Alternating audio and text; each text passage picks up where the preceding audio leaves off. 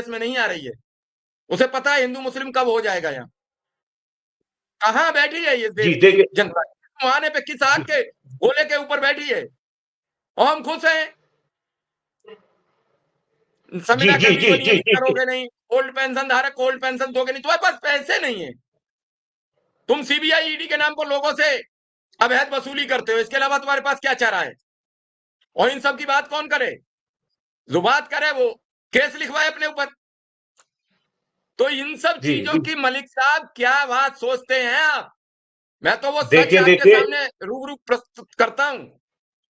जी जी देखिए देखिए मिश्रा जी, भाई आपके जज्बे को सलाम। जिस तरीके से आप मीडिया में रहकर इस तरीके से अपनी बात रख रहे हैं, भाई प्रभु आपको हमेशा ऐसी शक्ति दे। मैं आपके जज्बे को सलाम करता हूं। रही बात, भाई आपने बिल्कुल सही कहा। और मैं तो एक बात कह रहा, भारतीय जनता पार्टी के जो लोग भक्त हैं, कृपा करके मेरी बात को सुने। भारतीय जनता पार्टी के जो पूर्व प्रधानमंत्री थे स्वर्गीय अटल बिहारी वाजपेयी जी, मैं भी मानता हूं, मेरे भी वे आदर्श थे। वे हमेशा एक बात कहा करते थे कि अगर सरकार को कुछ मुफ्त में देना अपनी प्रजा को, तो केवल 3 चीज मुफ्त में दे दो। शिक्षा दे दो, स्वास्थ्य दे दो और उन्हें न्याय मुफ्त में दे दो। इसके अलावा अगर आप प्रजा को कुछ भी मुफ्त में देंगे तो आप प्रजा को जो है वो करेंगे, अपाहिज करेंगे और इस देश को कमजोर करेंगे। लेकिन आज वही भारतीय जनता पार्टी के लोग आज देश में मुफ्त में जो है राशन बांट दो, तेल बांट दो, चीनी बांट दो, 81 करोड़ लोगों को मुफ्त में अनाज बांटा जा रहा। लेकिन वे अटल बिहारी वाजपेयी जी के आदर्शों को भूल गए। और वे तो भूल गए मिश्रा जी, मैं आपको बताऊं, इस देश में जो सबसे जागरूक वर्ग है वो शिक्षक है देश का। शिक्षा क्षेत्र में काम करने वाले लोग हैं। और अगर शिक्षा क्षेत्र में काम करने वाले लोग भी इनकी चाल को नहीं समझते और ये भी इनकी चाल में फंसते जा रहे, तो अपने आप में ये बहुत ही शोचनीय और बहुत ही चिंतनीय है। हमें सोचना पड़ेगा आखिर कब तक हिंदू मुस्लिम चलेगा। और मिश्रा जी, मैं थोड़ा सा अपना व्यक्तिगत अनुभव बता दूं। अब जो ये भूत है ना हिंदू मुस्लिम का, इस चुनाव में ये भूत भी उतरेगा। मैं खुद मुजफ्फरनगर जिले से आता हूं और मैं गर्व के साथ इस बात को कह रहा कि भारतीय जनता पार्टी को अगर विश्व की नंबर 1 पार्टी बनाया तो उसकी शुरुआत यूपी के अंदर मुजफ्फरनगर जिले से हुई थी। आप याद करो, 2013 में हिंदू मुस्लिम के दंगे में मुजफ्फरनगर में हुए थे और भारतीय जनता पार्टी वालों ने पश्चिम उत्तर प्रदेश के लोगों को, खास तौर से मुजफ्फरनगर, शामली, बागपत इस क्षेत्र के लोग। नमस्कार साथियों, स्वागत है आप सभी का आज के इस नए वीडियो में। ये वीडियो आप सभी शिक्षा मित्र साथियों के लिए काफी ज्यादा महत्वपूर्ण होने वाली है। हाल ही के अंदर की कुछ खबरें हैं जो कि आपके मध्य में इस वीडियो के माध्यम से साझा करेंगे। रिसेंट की ही कुछ चर्चाएं हैं, उन चर्चाओं को भी आपके मध्य में साझा करेंगे। सभी साथी वीडियो को पूरा देखें। चैनल को अभी तक आपने सब्सक्राइब नहीं किया है, सब्सक्राइब भी कर लें।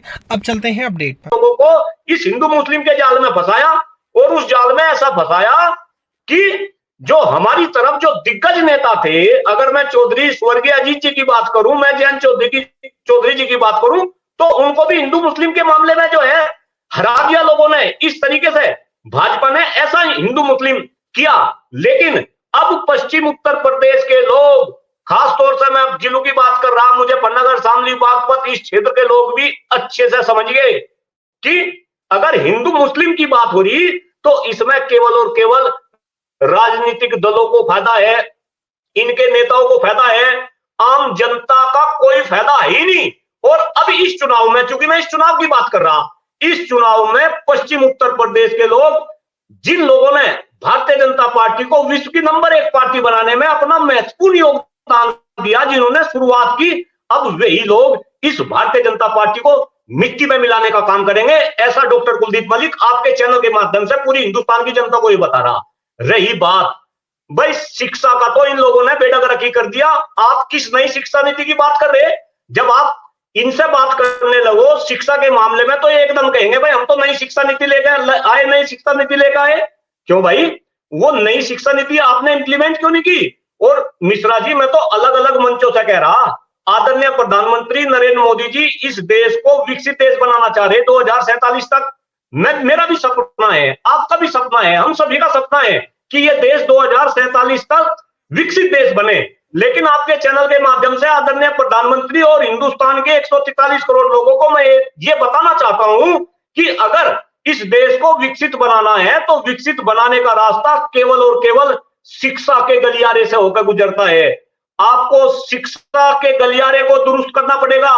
शिक्षा क्षेत्र में काम करने वाले जितने भी लोग हैं, चाहे वे शिक्षा मित्र हो, अनुदेशक हो, या सरकारी क्षेत्र में काम करने वाले शिक्षक हो, प्राइवेट क्षेत्र में काम करने वाले शिक्षक हो, या कमजोर आर्थिक रूप से परेशान प्रबंधक हो। मैं यहां प्रबंधक की भी बात कर रहा हूं मिश्रा जी, सारे प्रबंधक भी मजे नहीं कर रहे। मैं आपको ये बताऊं, मैं भी प्रबंधकों के बीच में रह रहा। जितने भी नीचे के ये लोअर तबके के प्रबंधक हैं, वे भी आर्थिक रूप से परेशान हैं। और मैं तो अलग अलग मंचों से इस बात को भी कहता हूं कि कम से कम ये प्रबंधक ये समझे कि अगर सरकार इतना बड़ा ऋण उद्योगपतियों का माफ कर सकती है, तो आपसे भी तो सरकार जो है बिजनेस करा दी, तो ये आपको आर्थिक सहायता क्यों नहीं दे सकते? ये आपका ऋण क्यों नहीं माफ कर सकते? लेकिन आज केवल और केवल डॉक्टर कुलदीप बली की शिक्षक नेता के रूप में खरीद पाएंगे, ये इलेक्ट्रल बॉन्ड खरीद नहीं पाएंगे। इनका लोन माफ कर दिया, इनका अगर नियमितीकरण कर दिया तो इलेक्ट्रल बॉन्ड कौन खरीदेगा? एग्जैक्टली, बिल्कुल यही बात समझने की है। ये जो गठजोड़ बना रखा सरकार का और उद्योगपतियों का, जो गठजोड़ है, ये उद्योगपति सरकार को पैसा पहुंचा रहे, सरकार इन उद्योगपतियों को फायदा पहुंचा रही, वो फायदा अपने लिए यूज कर रही। अब तो सारा का सारा देश के सामने है। लेकिन दुर्भाग्य है, मैं खास तौर से, चूंकि मैं शिक्षक हूं, शिक्षा समाज की बात करता हूं, दुर्भाग्य है हमारे शिक्षक समाज का कि हम जानबूझ के भी चुप बैठे। हम तो बोलने को तैयार नहीं। और मैं बता दूं मिश्रा जी, देश में कबूतर बिल्ली का खेल चल रहा। बहुत गंभीरता के साथ मैं इस बात को कह रहा। यहां हर किसी को हर कोई बात पता है, लेकिन सबने अपनी आंखें बंद कर रखी। जैसे कबूतर को खाने के लिए बिल्ली आवे तो कबूतर अपनी आंख बंद कर ले और वो कबूतर का शिकार कर ले, ऐसे ही ये सरकार बिल्ली के रूप में देश